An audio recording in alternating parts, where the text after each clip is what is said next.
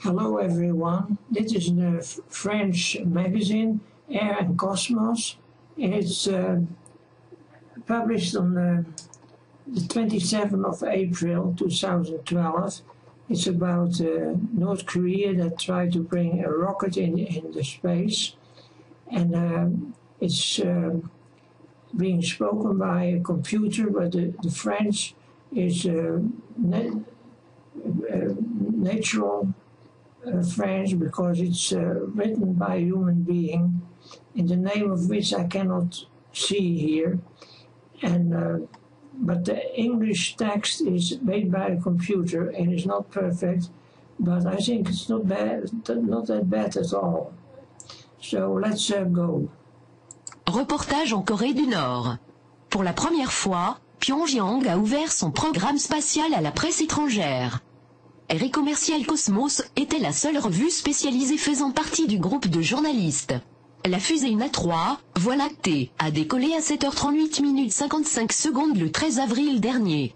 Mais après 60 ou 80 secondes du vol, le lanceur est retombé en 2 morceaux dans la mer Jaune à 165 km à l'ouest des côtes de la Corée du Sud. L'échec est dû au premier étage, qui doit normalement fonctionner pendant 120 secondes. Il s'agit soit d'un problème de propulsion, et la fusée aurait explosé, soit d'un problème de guidage, qui aurait dévié la fusée de sa trajectoire, et elle se serait alors autodétruite. Le 12 avril, premier jour de la fenêtre de tir, le lancement n'a pas eu lieu, pour une raison inconnue. Le lendemain matin, la presse fut prévenue vers 8 heures du matin, que le tir avait eu lieu grâce aux informations provenant de Corée du Sud et du Japon. L'échec, clé du succès. Pour la 3e fois, la Corée du Nord échoue dans sa tentative de satellisation. Mais il en faut plus pour déstabiliser les autorités de Pyongyang. Il n'y a eu aucun commentaire de leur part. Elles ont confirmé l'échec un peu plus tard, mais, selon elles, l'échec est la clé du succès, ou encore, l'échec est mère de la réussite. L'annonce du lancement d'un satellite, par la Corée du Nord quelques semaines avant avait, comme en 2009, provoqué une vague de protestations internationales.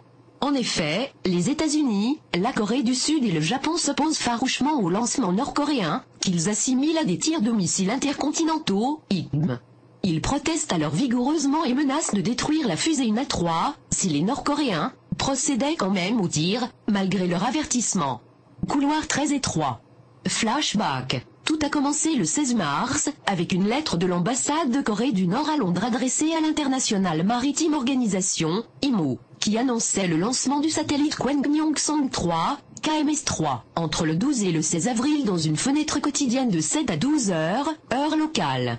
Le site de lancement est le centre de l'Ouest, à Tongchang-ri dans le comté de Kolsan, province de Pyongan Nord. La lettre fournit les coordonnées des 2 zones de retombée d'étage. Le premier doit retomber à 460 km dans la mer de Chine, et à 160 km de la côte et le second, 2500 km plus loin dans l'océan Pacifique, et à environ 200 km des côtes philippines. Mais le couloir est très étroit, et il ne faut pas que la fusée dévie de sa trajectoire, car elle pourrait alors retomber n'importe où, en Chine, en Corée du Sud, au Japon ou à Taïwan. Et le risque est grand car les 2 précédents tirs de 1998 et 2009 avaient raté leur satellisation. À cela, le chef du site de lancement nord-coréen de l'Ouest, Jang Myong-jin, a rétorqué qu'il pouvait détruire la fusée en vol à partir du centre de contrôle principal et qu'ainsi. Now, and this is the whole story, everyone. I hope you like it, and I think it's the pronunciation is very good, and that is what it is all about. So you can go back and check it again, and then stop it with the pause key and see how far you can follow what she's saying and follow my cursor and what the text on the page English text on the pages. So I hope to see you back, guys and gals. Bye.